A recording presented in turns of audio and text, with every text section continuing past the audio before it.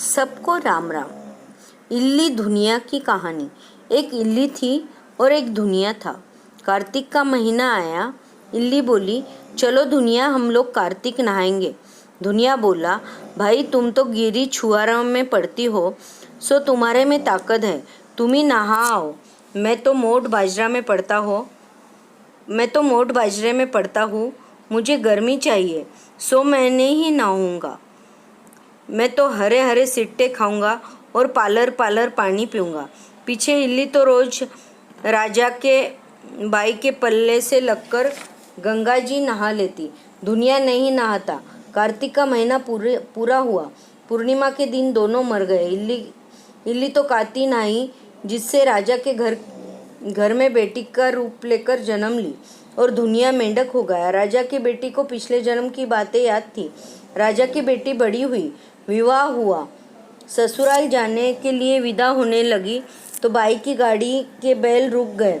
तब राजा रानी बोली, बाई बैल क्यों रोके हैं, तुम्हें जो चाहिए सो मांग लो। तब बाई बोली कि मुझे तो यह मेंढक सोने की साखल से बांधकर मेरे रथ में बांध दो। तब राजा रानी बोले, मेंढक क्या मांगती हो, तुम्हें कुछ भी धन दौलत चाहिए सो मांग लो। बाई बोली, मुझे तो यह मेंढक ही चाहिए। तब मेंढक उसके रथ में बांध दिए। बाई महल में जाने लगी, तब सीढ़ी के नीचे बांध दिया।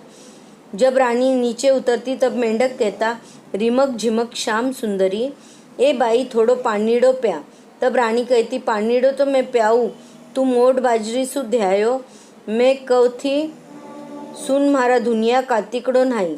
एक दिन बाई की देवरानी जेठानी ने यह बात सुन ली और राजा को जाकर बोली कि आपकी रानी लाए, वो जादूगरनी है। मनुष्य से तो बात सभी करते, पर यह तो जानवरों से बातें करती है। तब राजा बोला, मैं अपनी आँखों से देखूंगा तभी बात मानूंगा, कानों से सुनी बात नहीं मानूंगा। तब राजा छिपकर बैठ गया।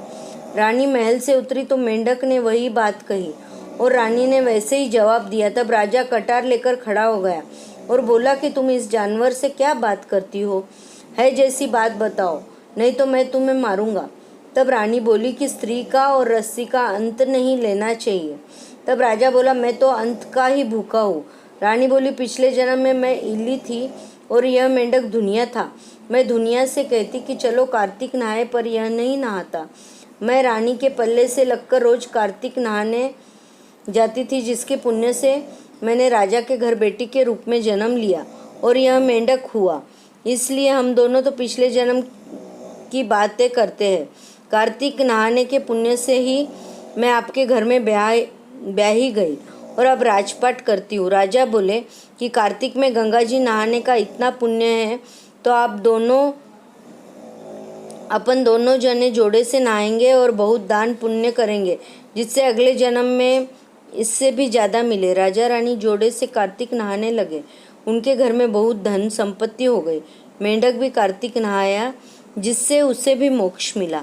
राजा ने सारी नगरी में हेला फिरा दिया कि सब कोई कार्तिक नहावे।